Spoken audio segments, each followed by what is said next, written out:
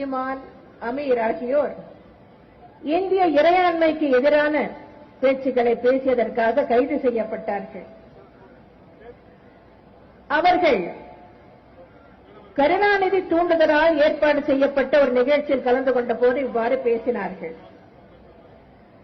இந்த இரண்டு திரைப்பட இயக்குநர்களையும் கைது செய்வதற்கு சில மணி நேரங்களுக்கு முன்பாகத்தான் கருணாநிதி துவக்கி வைத்த மனித சங்கிலி போராட்டத்தில் இருவர்களும் கலந்து கொண்டார்கள்.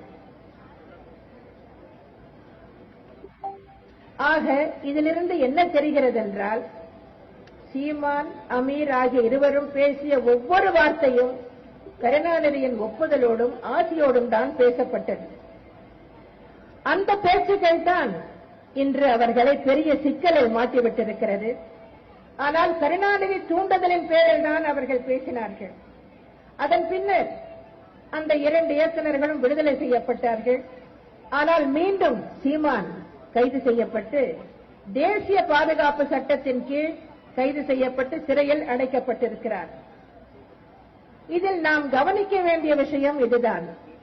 சீமான் என்னென்ன பேசினாரோ அத்தனையும் கருணாநிதியும் பேசியிருக்கிறார். சீமான் என்னென்ன வார்த்தைகளை கூறினாரோ அத்தனையும் கருணாநிதியும் முழங்கியிருக்கிறார். ஆனால் இன்று சீமான் சிறையில் இருக்கிறார்.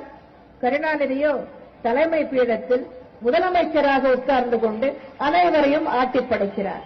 சீமான், அமீர் ஆகியோர் இந்திய இறையாண்மைக்கு எதிரான பேச்சுக்களை பேசியதற்காக கைது செய்யப்பட்டார்கள்.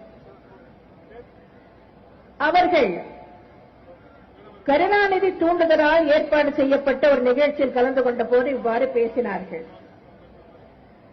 இந்த இரண்டு திரைப்பட இயக்குநர்களையும் கைது செய்வதற்கு சில மணி நேரங்களுக்கு முன்பாகத்தான் கருணாநிதி துவக்கி வைத்த மனித சங்கிலி போராட்டத்தில் இருவர்களும் கலந்து கொண்டார்கள்.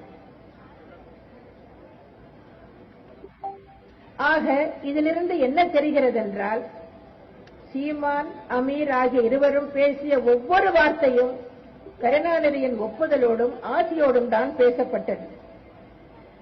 அந்த பேச்சுக்கள் தான் இன்று அவர்களை பெரிய சிக்கலில் மாட்டிவிட்டிருக்கிறது. ஆனால் கருணாநிதி தூண்டுதலின் பேரில் தான் அவர்கள் பேசினார்கள். அதன் பின்னர் அந்த இரண்டு இயக்குநர்களும் விடுதலை செய்யப்பட்டார்கள். ஆனால் மீண்டும் சீமான் கைது செய்யப்பட்டு தேசிய பாதுகாப்பு சட்டத்தின் கீழ் கைது செய்யப்பட்டு சிறையில் அடைக்கப்பட்டிருக்கிறார். இதில் நாம் கவனிக்க வேண்டிய விஷயம் இதுதான்.